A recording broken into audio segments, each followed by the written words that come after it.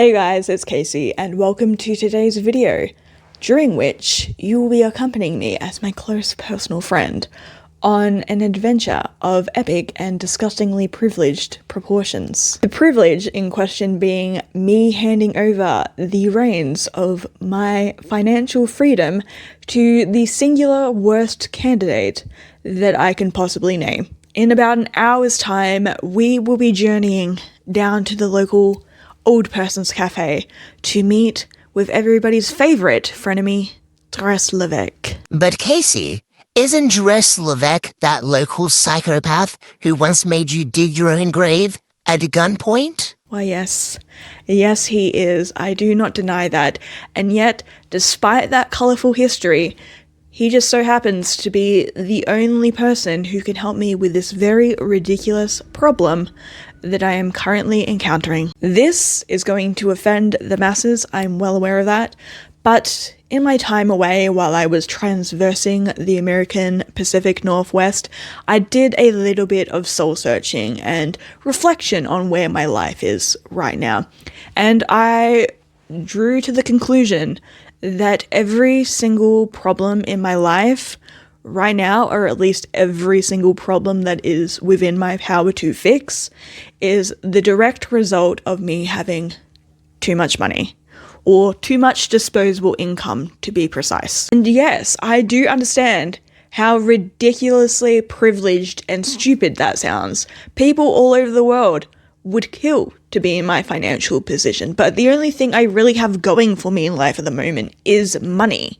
And that is a very sad position to be in. I do not have freedom of movement. I don't get to decide where I am, where I'm living, what job I'm doing, who I'm doing that job for. It's all decided for me, and I get no say in it. I can't even leave my town for longer than a week without a written court order. That's the kind of life I lead. The only thing in my life that I have any minuscule amount of control on is how I spend my disposable income, and even that is very, very limited. I don't get to decide which house I live in. That is provided for me. This house is provided for me. The car is provided for me. My phone was provided for me.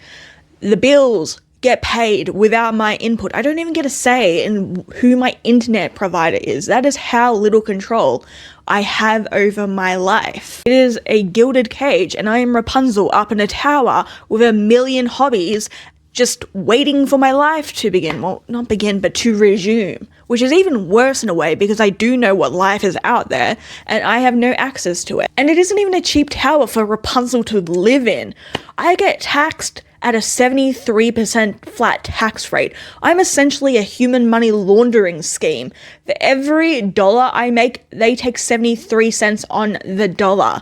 So even though I get paid out the ass on paper, they're already taking the money back before it gets in my bank account to do God knows what with. And so when you lack as much control over your life as I do, you go to the extreme in things that you can control, the minute things that you can control. And for me, that just so happens to be 100 hobbies and 1,000 useless objects and 1,000,000 calorie intake a day. So if you're wondering where all the calories on planet Earth is, you're not going to find them because I ate them all today, and I'll eat them all again tomorrow if my Godzilla rampage is not put to a stop. My disposable income is legitimately ruining my life, and so I need help getting what little life I have here back on track, and so I'm going to turn to the only person who I can trust to help me achieve that goal. Like, sure, I could rope Nate into helping me achieve my goals here, but he would be absolutely useless at this because I would ask him to send me $10 for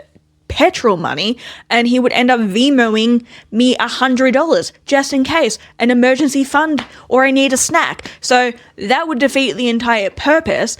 And Ash could, in theory, do it because he is amazing at finances, and I know that if I did ask him for help in this endeavor, he'd be more than willing to step up and do it, but I also know that it would stress him out like nothing else, and I don't want to place that burden on him. And so, the only person who I can think of and name that would be both willing and able to help me with this is Drest, because, one, he has more money for himself than he could ever want or need. And so I don't have to sit here in fear that he's going to bankrupt me by investing all my finances into some backyard gummy bear scheme, get rich quick scheme, which is exactly what Nate would do if I gave him my money, which is another reason why I'm not. Secondly, I think Drest would froth at the mouth in order to do this, and so he's by far the best candidate. It sounds like a terrible idea on paper, and that's because it probably is a terrible idea to go to one of my worst enemies in life, if we're to be frank, but I need to make this change or else my life is just going to get increasingly worse as my waist gets increasingly bigger. The problem is just going to keep evolving into an uncontrollable beast. So last night I texted Drest and asked him to meet with me today, which he so humbly agreed to do, most likely under the assumption that it is a far more serious problem than it actually is. Externally. Internally, to me, this is the biggest problem, but he's probably under the assumption that something very, very bad has happened. So, I don't know. We'll have to see when we get there, but to be honest, I think that he will be down for this because it's the kind of thing that he revels in, that he gets his ego fed off. And so I think that he will be on board for taking full financial control over my life. But alas, we shall see. But before we head out for the day, I first and foremost need to pick my perfume, which is something that I've been doing a lot recently on account of the agents Richard Briscoe sent me a bunch of really obscure perfume samples. They make Agent Dale Cooper look like a well-adjusted member of society in comparison, which is all you really need to know about them. Other than the fact that, for some reason, they are super into gift giving. Every single time that there is an occasion in which a gift can be given, they send me one. Sometimes they hand deliver it to me, which is a long way to come because they're American, so they have to fly all the way over here. But for this year's birthday, they have sent me a bunch of perfume samples from very niche brands. I cannot even tell you what this jar smells like, even sitting near my face at the moment, because they are that potent.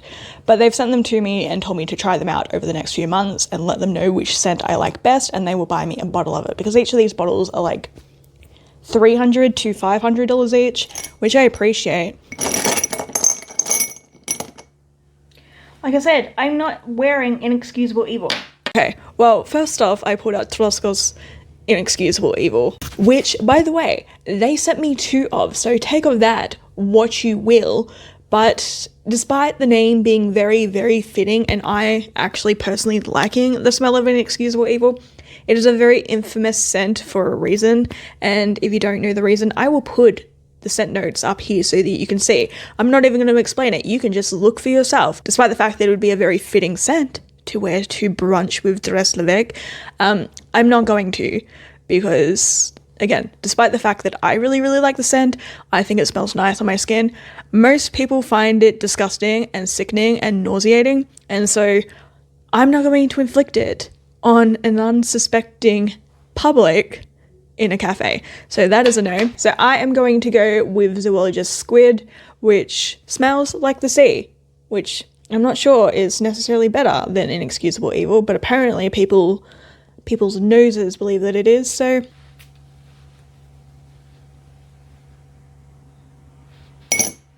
that smells awful.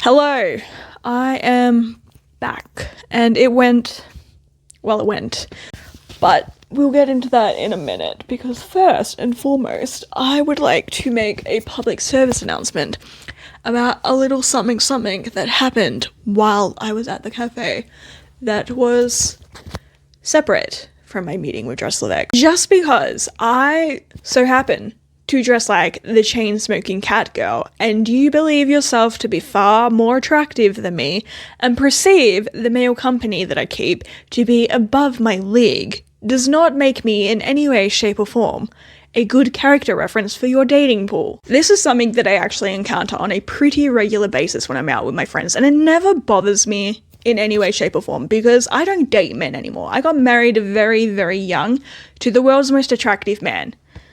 And yes, okay, my husband might have been gayer than RuPaul riding a unicorn in the San Francisco Pride Parade as Elton John belts a tune behind him. But that doesn't change the fact that my husband was such peak masculine form that even Hercules himself would have been green with envy. And so, I've been to the mountaintop, and I did it, and gave him babies. And so for the rest of eternity, my ego is so diamond encrusted that it doesn't matter how I look or how I dress, it cannot be touched. And so, under normal circumstances, it does not bother me at all when women do this and they come up to the men I'm with in order to attract their attention and give them their numbers. And like I said, this is something that happens to me quite regularly, especially when we leave our town. I mean, don't get me wrong, I still think it's pretty freaking rude for you to come over and talk to a man that I'm with, because you don't know that we're not dating as far as you're concerned. In fact, I suspect that half of the attraction to the men that I'm with at any given point in time is the fact that I'm there and you perceive me to be less than. But at the end of the day, you do you. It's not very girl of you, but if you want to come over and shoot your shot, I don't care. More power to you. It happens when I'm out with Nate quite regularly. It happens when I'm out with Ash. Oh my god. Oh my god, does it happen when I'm out with Ash? And that's what I don't understand, is that yes, Ash is possibly, as I say all the time, Ash is a perfect person. He is a literal saint and his physical form reflects that. But if you took 30 seconds to look past me and actually properly look at him, it should be so obvious that that man is gay. He is a mega gay. He's a super twink. And yet, just because I'm there, suddenly all common sense leaves the room. But the reason that I'm making this video is not to do with that. If you want to flirt with Nate, go ahead. But it happened today while I was out at lunch with Drest Levesque, and what am I supposed to do in that situation? Because I'm not an idiot. Like I said, I understand that half the appeal of the men that I'm with at any given point in time is that they're with me, and they look at me, these women look at me, and they think that I am so ugly, and the man that I'm with must be living saints in order to dare be seen out in public with me. And if they can be, perceived to be kind to all of this, then just imagine how they would treat a goddess like you. Now, Drest Levesque might be evil. He might be crazy, but he is also objectively very, very attractive. He is very interesting to look at, and clearly people can't help but notice this. A woman, really a girl, in the cafe where we were getting lunch today clearly noticed this. Now, in her defense, Drest and I were speaking in a different language, and so she couldn't understand what we were saying to each other, though she should have been able to guess from the tone and the fact that about 90 seconds before she strutted on over to our table, Drest Levesque had just spat his gum in my mouth, that this was not, some corporate business luncheon that we were undertaking. Did that stop her from coming over? No, of course it did not. And that puts me in a moral conundrum, because this man is a psychopath, and I don't mean that derogatorily. I mean that clinically. This man is a diagnosed sadistic psychopath. The second time I ever met him, when I was 17 years old, he stepped on a chicken's neck, threw his head back, and cackled like some kind of campy 80s supervillain. This man, sitting across the table from me, that she is now flirting with and handing her phone number to, in no small part because she perceives him to be a prince among frogs because he dare be seen out in public with an uggo like me, once stabbed me in the eye. A couple of years ago, he broke my arm and dragged me by my hair and threw me down the well like I was Samara from The Ring. Look at my teeth. See my teeth? See how the two front ones are broken? He broke one of those teeth only last year. For no apparent reason. He just felt like doing it, and so he did. That is who you're flirting with. And What am I supposed to do about that? See, if you were a girl's girl, I would have no hesitation in telling you to run away. Save yourself from mortal danger, because that man will kill you. Make no mistake. He will do it without hesitation. But you're not a girl's girl. And so even if I told you to run for the hills, save yourself, get out of here while you still have the chance, you wouldn't believe me anyway, because you believe yourself to be so far above me. And so even if I sat there all day going, danger, danger, Will Robinson, danger, stay away from this man, he will kill you, you're not going to believe it. It is going to be metabolized in your mind as me simply being jealous, and it's going to stroke your ego, and my pride cannot take that. You're going to make the assumption that the only reason I'm saying all of this is I'm trying to ward you off my man and get away from my man, and you're going to leave the interaction feeling all warm and tingly like you are the embodiment of Aphrodite herself. And my pride can take a lot of things, but it cannot take that. So today I made the executive decision to keep my mouth shut, and I said nothing, because there is nothing that I can say or do that is going to change the outcome. And you know what? If they die, they die. Let them have their moment in the sun, and maybe in their next life, they will be a girl's girl, and I will swoop down like the eagle, saving them from the tower that is their own poor choices and Drest good looks and artificial charm. But that is not this life. In this life, all I can do is just sit back and say, well, you know what? If she dies, she dies. There's nothing I can do about that. So yes, other than that, the actual reason that I went to the cafe, Drest and I had a really good conversation. It definitely wasn't what he was expecting when I invited him to lunch. I don't know what he thought. Who knows what goes on in his head. But it definitely wasn't that. But as expected, he was frothing at the mouth at the possibility of taking control of my life, and he was completely transparent and said that he is leaving on November 3rd, and he won't be back until March, which I already knew. I already suspected that that would be the case. I didn't know the dates, but he is the opposite of those people who chase summer everywhere they go around the world. He chases winter because his eyes just don't deal well with UV, and so he disappears at the start of summer every year and comes back around May, April time. And so that wasn't unexpected. So we are going to trial it until he leaves. November 3rd, he's leaving. And yeah, we're going to see how it goes. He's going to give me $16 a day plus a $2 drink budget. And so for anything else that I need, he's going to give me $200 at the start of every single week so I can go out and buy groceries and everything that I need. And besides that, he's just going to send me $16 a day plus $2 drink budget. We're going to trial that until he leaves. And I think that it will be really, really good for me. And then we also went to the gym afterwards because I'm like, well, I need to start getting more fit again because sitting around all day is not good for me. So he signed me up.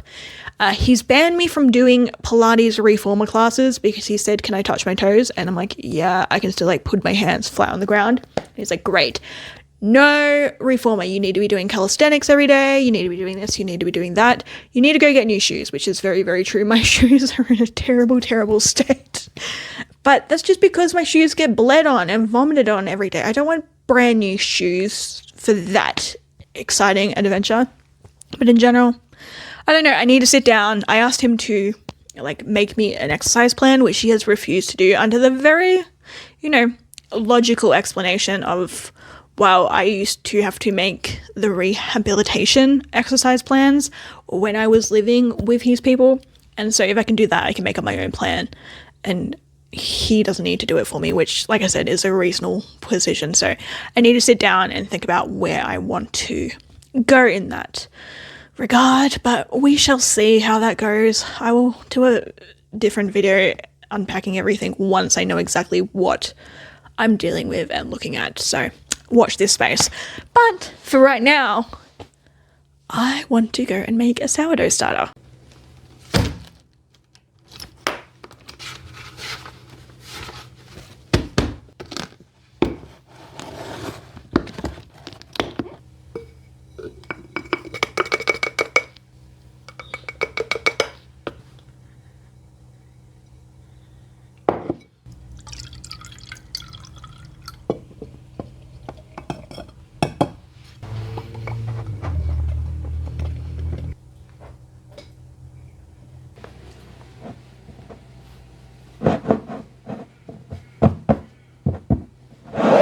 Hello, welcome back to the last take of tonight.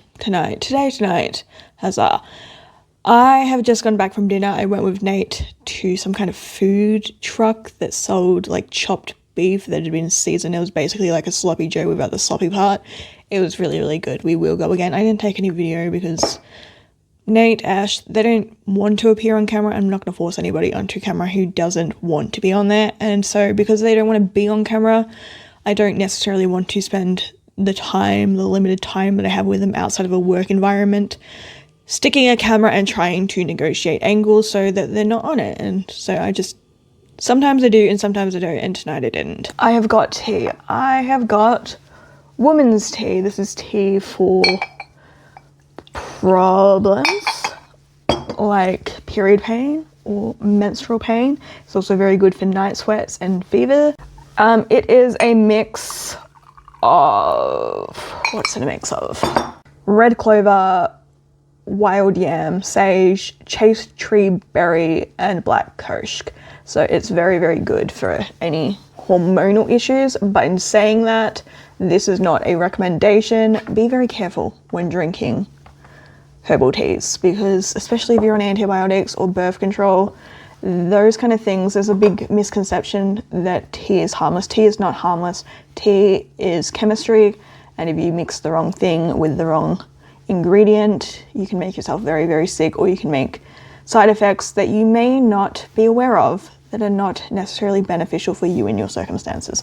So just be careful when drinking tea. Okay, so now that lovely public service announcement is out of the way, I thought tonight would be the perfect time to unpack and discuss my relationship with Drest. Not the whole history of everything that we've ever encountered with one another, because that would be a video of epic proportions, stretching out for as far as the day is long, and ain't nobody got time for that. But more about why I still interact with him, despite everything that he has ever done to me, let alone done to me over the last several years that we've been in this shitty little town at the edge of the Australian outback. Because people ask me that all the time, like, why do you still interact with him? Why don't you ignore him? He's so violent, he's so aggressive. But here's the thing, okay? Here's the thing about that. So am I. Not in the same way, obviously, nobody has aggression issues in the same way as Drest does. But the reality of the matter is that I have super high appetitive aggression issues, which I don't think should be surprising to anyone. I think it's very understandable given everything that I've gone through throughout my life. You know, I've been through 2 wars, I've been through this, I've been through that, I've been there and back again. Everything is laid on top of each other to such a degree that, again, I think it would be surprising more than not if I didn't have appetitive aggression issues. If you don't know what appetitive aggression is, that's actually a great thing, okay? That is, I'm so happy for you. It means that you have no reason to know what appetitive aggression is, and I love that for you. I am being 100% genuine when I say that. I'm not being sarcastic. I'm not being facetious. I am 100% happy for you. I love that for you. It is a fantastic, fantastic thing. Appetitive aggression is a phenomenon that is observed in people who have been exposed to high levels of chronic violence, especially in their formative years. It is something that is most often seen in combatants, and especially child soldiers. What it essentially is an evolutionary defense mechanism against developing life-threatening PTSD in a situation in which you can't do anything about it. It's like a chemical switch goes off in your brain, especially under extreme repeated combat stress. So your brain essentially kicks into prematurely and abnormally into its reward system. Instead of fear for your life triggering massive doses of cortisol, it instead starts kicking into massive amounts of dopamine and adrenaline, aka a combat high. And so once a person develops appetitive aggression, their violence shifts from a reactive response to trauma into a proactive desire. And so even once the conflict that they've been involved in is over, they may find themselves proactively seeking out conflict and violence and dominance within their civilian life because their threshold for simulation has been radically and permanently altered by the battlefield. That sounds like a terrible, terrible thing, because it objectively is a terrible, terrible thing. But for a combatant within a war zone, it's actually a huge strength. It is a benefit that they have over other people, because what the research has shown time and time again is that once somebody develops an appetitive aggression streak, they become almost immune to PTSD. It acts as a shield against PTSD because they start enjoying the hunt instead of viewing themselves as a helpless victim in a situation in which they have no control. But the flip side to that benefit is that once the conflict is over and they return home, it makes integrating back into a peaceful society incredibly difficult. The singular best description that anyone has ever given me for appetitive aggression is that it is exactly the same as being an alcoholic, but instead of consuming alcohol, you consume violence. And so in order to overcome it, because it is a chemical displacement in your brain, your consumption of it has changed your chemical landscape, and so you essentially function at the same level as an addict. The only way to really overcome it is to be incredibly and acutely aware of the issue and choose not to indulge in it. And so, for example, like I said, I have really bad appetitive aggression issues, and the way that I deal with it is to know that I have that and choose not to engage in conflict when it comes to my door, to not get into fights because I have no off switch. I make the conscious decision not to consume real life violence media. And what I mean by that is that I don't watch true crime, podcasts, TV shows, movies, anything to do with that. That's off the table for me. When there is an atrocity in the real world, I choose not to consume that media either. So things like police, don't do that ever. I don't watch news articles about it. I don't read news articles about it. I don't watch any leaked videos that have to do with it.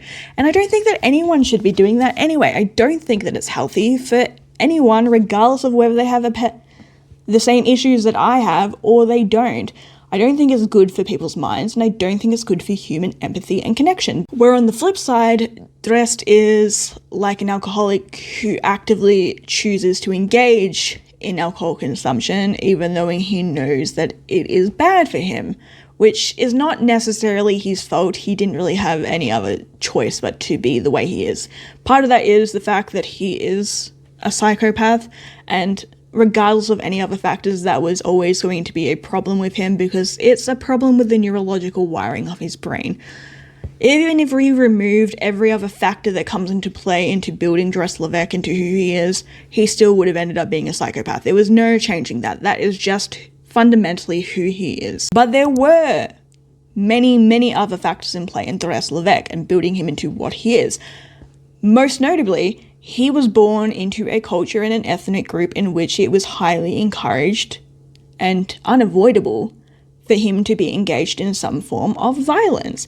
And because of his brain differences, we will go with, he was highly talented in what they wanted, and it gained him a lot of praise that he wasn't getting anywhere else, which was apparent from a very, very young age. I know this for a fact because when he gave me, was it last year or the year before? I don't remember which one, but at some point he gave me a box of forms and papers and everything in exchange for one of my daughter's dresses. And in that box was his boarding house guardianship report from when he was 10. And so it was already very clear by that age that he was what he was. So as a result of that, he was raised and grew up in a very odd position in which he was socially outcasted for who he was and yet culturally rewarded for it at the same time. And so that is the fundamental building blocks of who he is as a person, and it's never going to change because that was established very early in his childhood and that's all he knows to be. So I don't expect him to change. I would think anyone who did is foolish and idiotic, but again, that's their business. So going back to the question of why is it okay for him to break my arm in 1 month and then the next month we go back to being chums, it's because, frankly, if we are to be violent, I would prefer that we be violent towards one another than to be violent towards an innocent person. I mean, it could be argued that my relationship with Nate is a bigger unknown variable and potential danger than my relationship with Drest. on account of, Nate was in a murder cult, murder religion, and whose sole purpose in life was to blow up the moon in order to end all suffering on Earth. And so Nate is still fundamentally that person. He hasn't changed all that much. Well, I'm lying. He's changed a lot. But he still is that person, and I know that he still, on some level, holds some form of ideology that goes towards that. So at least with Drest, I know where it's all coming from. But Nate makes me elaborate Christmas advent calendars and Easter baskets, and so nobody is concerned about that. It's pretty privilege. That's what it is. And you know what? If Nate was here right now, sitting in this chair next to me, I think that he would be the first to agree. And he would be the first to tell women, be safe out there, because you never know what's going on underneath the surface. Okay? Good night.